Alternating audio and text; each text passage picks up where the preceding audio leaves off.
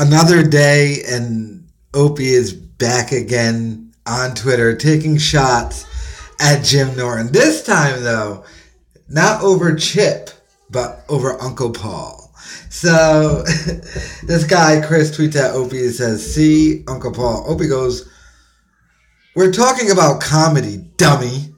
Uncle Paul was always just shocking, without any ounce of comedy behind it." Now, I must say, I am going to completely disagree with Tits McGee here. And this is the reason why. Uncle Paul is funny. Is he as funny as Chip? They're both got their things equally funny, I would say.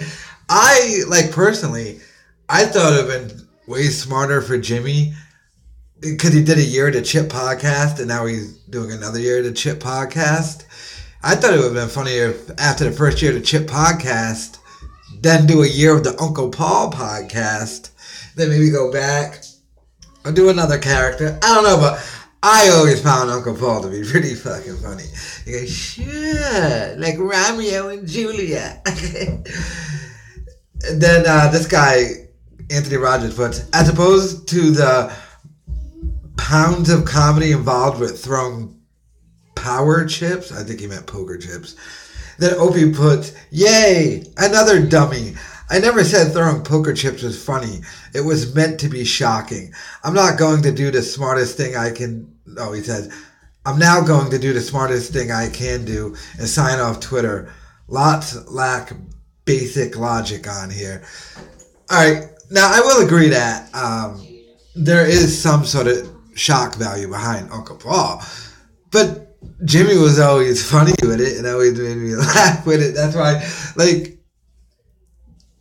it wasn't... Now, I know sometimes a shocking thing can be funny. Like, when Opie threw the poker chips, that was one of the funniest fucking things ever. Now, it was shocking and it was funny. So, maybe if Opie had said, "Look, there can be comedy even behind shocking things."